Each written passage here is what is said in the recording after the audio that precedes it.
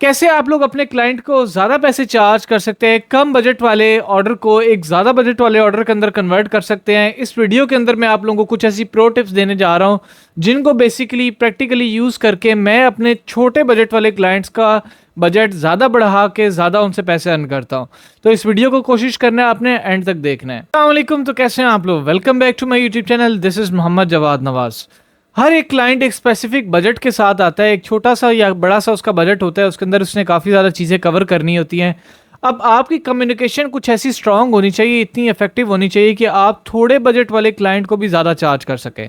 अब ये बेसिकली होता क्या है, जो मैं स्टेप और स्ट्रेटेजी खुद इंप्लीमेंट करता हूँ और आपको बताने जा रहा हूँ, आपने कोशिश करनी है कि इसको एंड तक सुनना है और समझना है अच्छे से, ताकि आप लोग इसको सही से इंप्लीमेंट कर सकें। सबसे पहले आप लोगों ने इस चीज़ को समझना होता है द वे ऑफ कम्युनिकेशन के अंदर, कि जो क्लाइंट आपके पास काम लेके आया है वो क्यों लेके आया है। अब जाहिर सी बात है, कोई भी ऐसा काम था, चाहे वो लोगो बनाना था, वीडियो एडिटिंग करवानी थी, वो बंदे ने खुद करने की कोशिश की है, या उस बंदे का काम इतना है कि वो खुद टाइम नहीं दे सकता, वो उसके लिए एक प्रॉब्लम बन चुका है, वो उस प्रॉब्लम को सॉल्व करवाने आया है।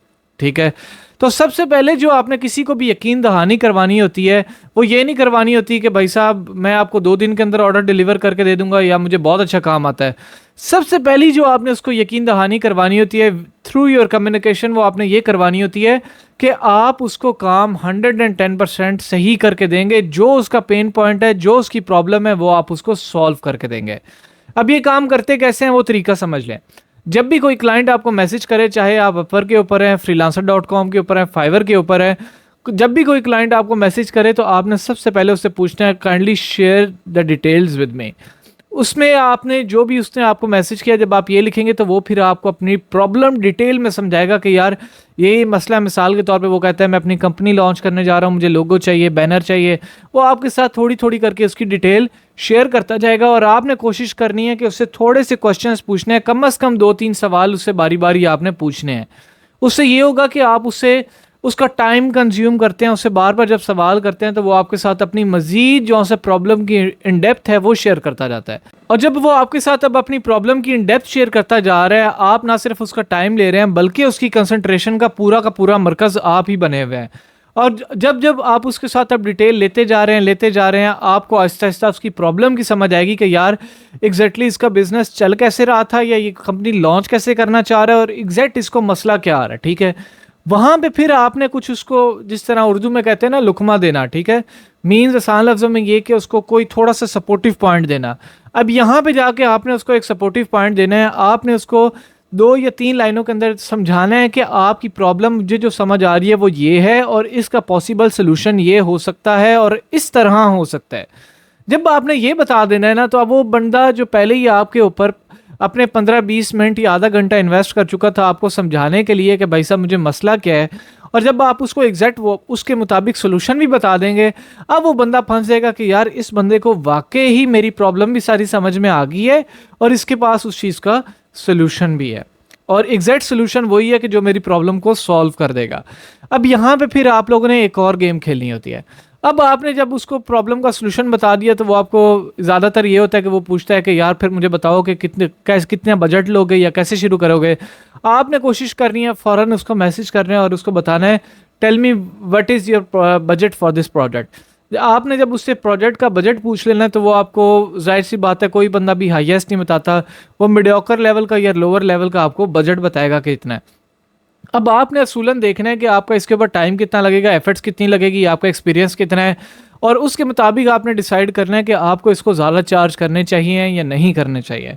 और आपने वहाँ पे डिसाइड करने के बाद अगर उसने $50 बताएं तो कभी भी $50 के ऊपर एग्री ना करें। आप उसको कहें मिसाल के तौर पे कि मैं आपसे इस चीज़ के $70 या $80 लूँगा। अब वो बंदा अगर पहले $70 या $80 नहीं भी देना चाहता था, वो बंदा सोचेगा कि यार मैं अगर इस बंदे को ऑर्डर नहीं देता तो जितना मैंने अपनी प्रॉब्लम घंटा लगा के इस बंदे को समझाई है, मुझे किसी और बंदे को समझानी पड़ेगी, और क्या पता उस बंदे को सही से मेरी प्रॉब्लम की समझ आए ना आए, वो सही से सोल्यूशन इसका निकाल पाए या ना निकाल पाए, मेरा टाइम भी वेस्ट होगा। तो अब उस क्लाइंट की भरपूर कोशिश होगी कि वो किसी ना किसी तरह वो प्रोजेक्ट आपको दे के जाए। ठीक है, अब जब वो आपको प्रोजेक्ट देना चाहेगा तो अब उसको, जाहिर सी बात है, आपने बजट को भी आपके बजट के मुताबिक एडजस्ट करना पड़ेगा। तो ज़्यादातर केसेस में ये होता है कि क्लाइंट आपके वो $80 वाले जो आप बजट बोलते हैं उसके ऊपर आ जाते हैं। अगर नहीं भी आते तो जो उनका इनिशियल बजट होता है वो उसको इंक्रीज़ करते हैं। अब इंक्रीज़ करते हैं, यहाँ पे भी आपने एक साइकोलॉजिकल गेम खेलनी है। अब वो जब उस बजट को इंक्रीज़ करते हैं वो आपको कहेंगे कि यार मैं जो से मेरा इतना ज़्यादा बजट तो नहीं है, मैं ऐसा करता हूँ $70 पे अगर आप अग्री कर जाते हो तो मैं आपको ये ऑर्डर दे देता हूँ, आप मुझे काम करके दे दो। तो अब जब वो $70 पे आ गए ना, अब यहाँ पे आप लोगों ने एक और साइकोलॉजिकल गेम खेलने हैं।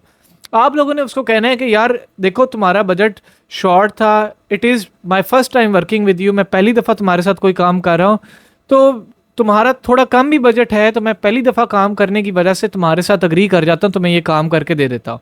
अब इस पे क्या हुआ है कि तुम्हारा उसके ऊपर एक अपर हैंड आ गया। अपर हैंड से मुराद ये है कि आसान लफ्ज़ों में जिसको कहते हैं कि हमने तुम पे एहसान किया है कि तुम्हें कम बजट के अंदर तुम्हारी प्रॉब्लम को सॉल्व करके दे रहे हैं, तुम्हें काम करके दे रहे हैं। तो वो एक क्लाइंट के दिल में एक जो सा ना वो बंदा थोड़ा सा दब जाता है। दब ऐसे जाता है कि उसको पता होता है कि यार इस बंदे का मेरे पे पहले भी बड़ा एहसान है कि ये मुझे डिस्काउंट दे के मेरे से काम करवा रहा है, मेरा काम करके दे रहा है, ठीक है।